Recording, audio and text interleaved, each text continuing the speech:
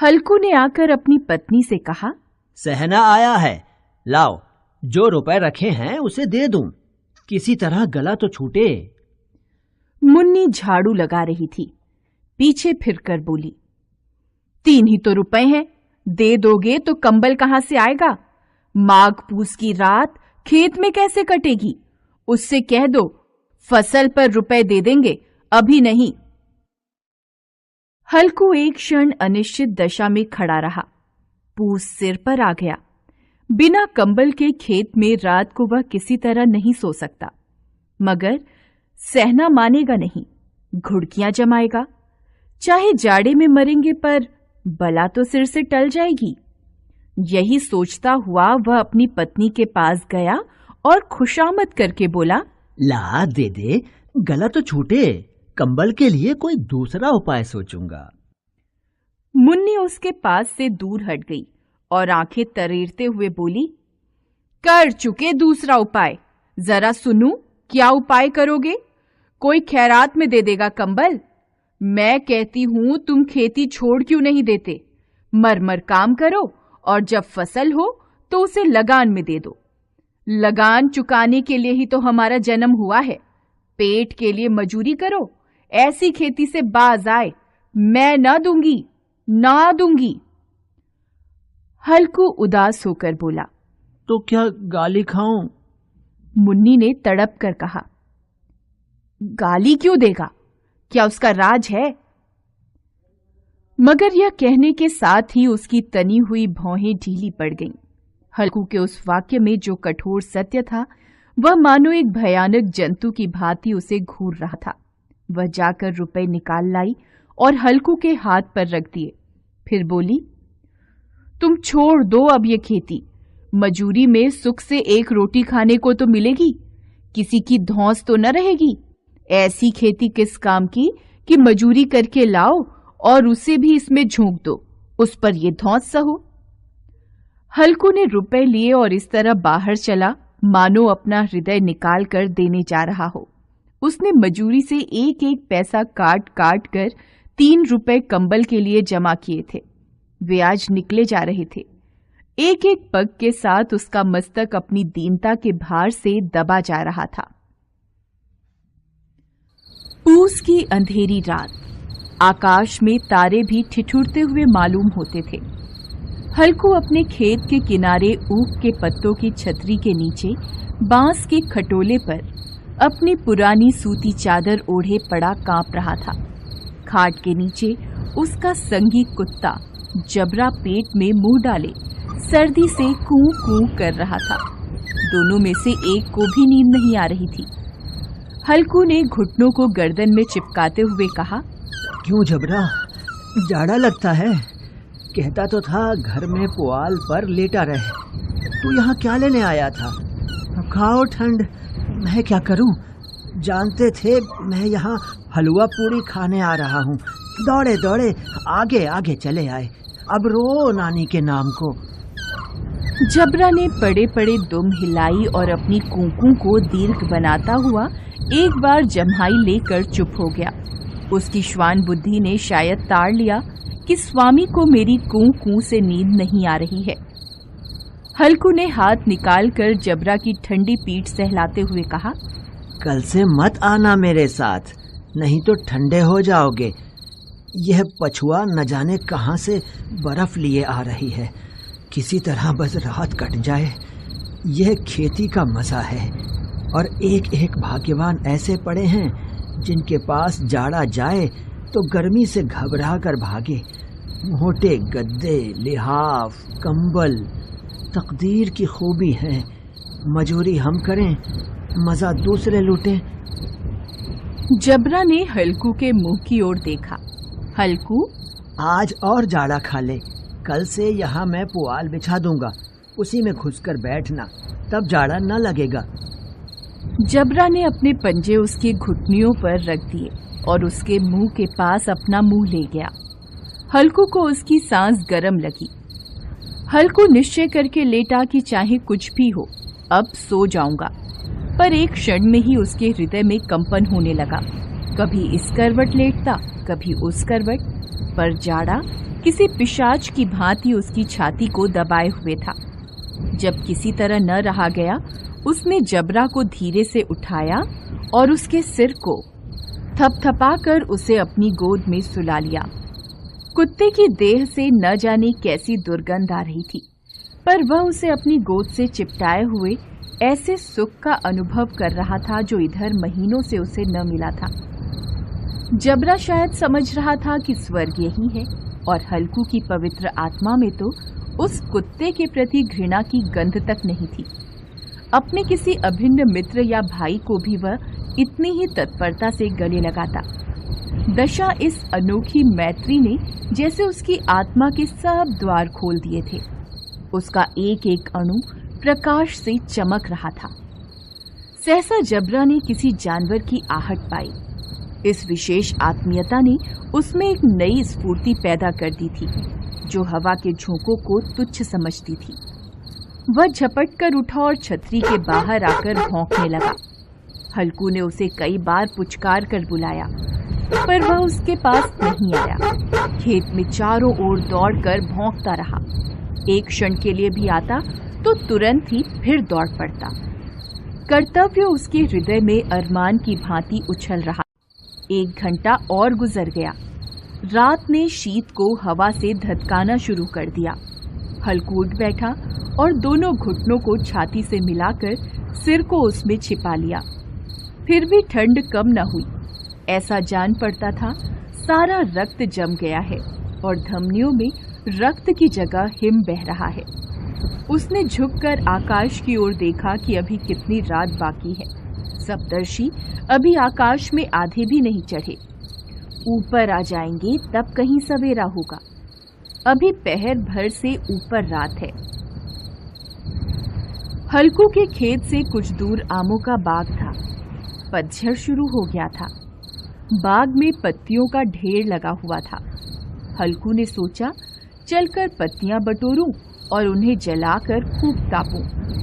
रात को कोई मुझे पत्तियां बटोरते देखे तो समझे कोई भूत है, कौन जाने कोई जानवर ही छिपा बैठा हो। मगर अब जाड़े में भी तो बैठे नहीं रहा जाता। उसने पास के अरहर के खेत में जाकर कई पौधे उखाड़ लिए और उनसे एक झाड़ू बनाकर हाथ में सुलगता हुआ उपला लिए बगीचे की तरफ चला।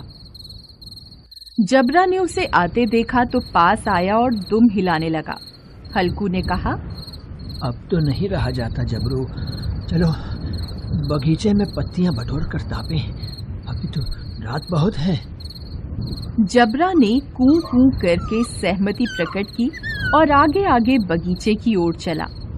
बगीचे में घुप अंधेरा छाया हुआ था और उस अंधकार में निर्दय पवन पत्तियों को कुचलता हुआ चला आता था। वृक्षों से ओस की बूंदें टप टप नीचे टपक रही थीं। हल्कू ने आग जमीन पर रख दी और पत्तियां बटोरने लगा। जरा देर में पत्तियों का ढेर लग गया। हाथ ठिठुरे जाते थे, नंगे पांव गले जाते थे और वह पत्तियों का पहाड़ खड़ा कर रहा था। थोड़ी देर में अलाव जल उठा। उसकी लौ ऊपर वाले वृक्ष की पत्तियों को छू छू कर भागने लगी। हल्कू अलाव के सामने बैठा ताप रहा था। उसने दोनों पांव फैला दिए मानो ठंड को ललकार रहा हो। तेरे जी में जो आए सो कर।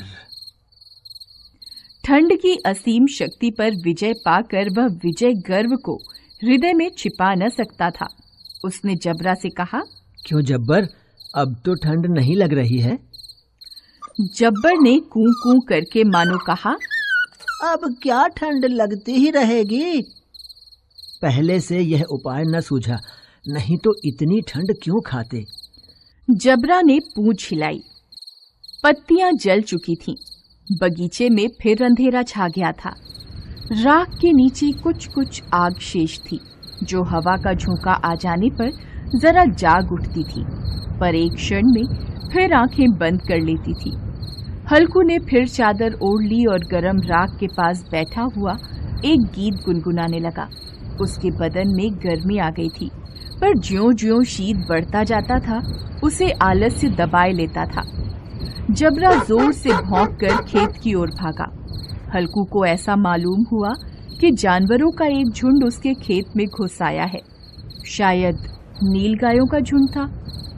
उनके कूदने और दौड़ने की आवाजें साफ कान में आ रही थीं। फिर ऐसा लगा कि वे खेत में चर रही हैं। उनके चबाने की आवाज सुनाई देने लगी। उसने दिल में कहा, नहीं, जबरा के होते जानवर खेत में नहीं आ सकता, वह नोच ही डालेगा। मुझे भ्रम हो रहा है। अब तो कुछ नहीं सुनाई देता। मुझे भी कैसा धोखा हुआ। उसने जोर से आवाज लगाई, जबरा, जबरा। जबरा भौंकता रहा, उसके पास नहीं आया। फिर खेत में चरे जाने की आहट मिली। अब वह अपने को धोखा न दे सका। उसे अपनी जगह से हिलना भी जहर लग रहा था।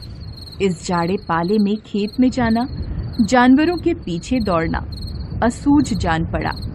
वह अपनी जगह से नहीं हिला।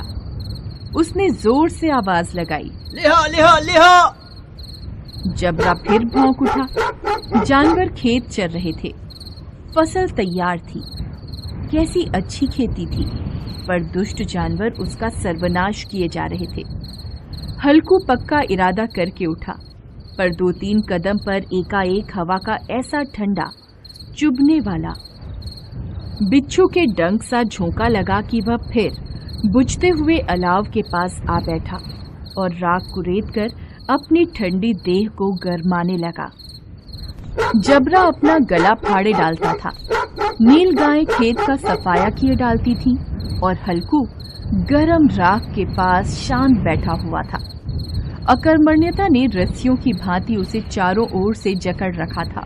उसी राख के पास गरम जमीन पर वह चादर ओढ़कर सो गया।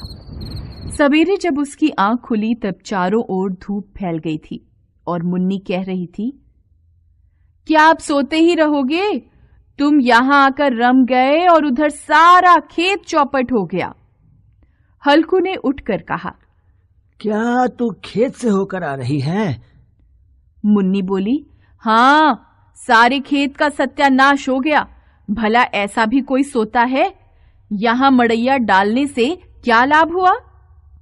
हल्कू ने बहाना बनाया, मैं मरते मरते बचा। तुझे अपने खेत की पड़ी है। पेट में ऐसा दर्द हुआ कि मैं ही जानता हूं। दोनों खेत की दशा देख रहे थे। मुन्नी के मुंह पर उदासी छाई थी, पर हल्कू प्रसन्न था। मुन्नी ने चिंतित होकर कहा, अब मजूरी करके मालगुजारी भरनी पड़ेगी। हल्कू ने प्रसन्न मुख से कहा, रात की ठंड में यहाँ सोना तो नहीं पड़ा। एक दफा का जिक्र है, एक रंगीन मैदान में एक छोटा खरगोश रहता था जिसका नाम बीनी मर्द खरगोश था। बीनी सिर्फ कोई खरगोश नहीं था, वो अपने बड़े झुके हुए कानों और उसके बड़े दिल की वजह से जाना जाता था। उसे तलाश करना और नए दोस्त बनाना पसंद था। एक सुबह जब वो छलांग लगा रहा था, बीनी ने झाड़ियों में से एक सरसराहट की आवाज सुनी। मुतजस्सिस होकर वो इधर गया और झांक कर देखा। इसे एक छोटा डरा हुआ गुलहरी मिला जिसका नाम सामी था। सामी, तुम क्यों छुपे हो? बीनी ने पूछा। मैंने अपनी जड़ें खो दी है और मुझे डर है कि मैं उसे तलाश न कर सकूं। अगर मैं खो गया तो, सामी ने कांपते हुए जवाब दिया। बीनी ने कुछ देर सोचा। परेशान ना हो, मैं तुम्हें अपनी जड़ें तलाश करने में मदद करूंगा। हम मिलकर बहादुर बन सकते हैं। फिर वो अपनी मुहिम पर निकल पड़े। जब वो मैदान की तलाश कर रहे थे तो उन्हें एक अक्लमंद परिंदा मिला जिसका नाम ओलिवर था। क्या तुमने सामी की जड़ें देखी है? बीनी ने पूछा। मैंने इसे पहाड़ी के नीचे बड़े दरख्त की तरफ रोलिंग करते हुए देखा, ओलिवर ने कहा, लेकिन हुआ से मोहतात रहना।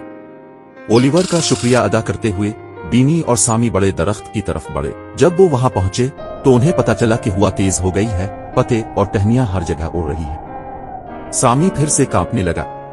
याद रखो सामी, हम इसमें इकट्ठे हैं, बीनी ने कहा। इसकी आंखें अज़्म से चमक रही थीं। उन्होंने एहतियात से दरख्त के नीचे तलाश की और जब सामी उम्मीद छोड़ने लगा, बीनी ने एक चमकती हुई चीज को एक पत्थर के पीछे झांक कर देखा। ये सामी की जड़ें थी। तुमने इसे तलाश कर लिया, सामी खुशी से चलाया। जब वो खुशी मनाने लगे तो बीनी ने महसूस किया कि बहादुर होना सिर्फ खौफ का सामना करना नहीं है, ये दोस्तों की मदद करने के बारे में भी है। सामी मुस्कुराया, शुक्रिया बीनी, तुम सबसे बहादुर खरगोश हो। इस दिन के बाद बीनी और सामी बेहतरीन दोस्त बन गए मैदान में साथ साथ तलाश करते और दूसरे जानवरों की मदद करते रहे। उन्होंने सीखा कि दोस्ती के साथ सबसे खौफनाक मुहिम्मात भी मजेदार हो सकती है। और इस तरह अपनी दुनिया के एक कोने में बीनी और सामी छोटा गुलहरी ने सबको दिखाया कि हिम्मत और दोस्ती हाथ में हाथ डालकर चलती है। Hey kids, thanks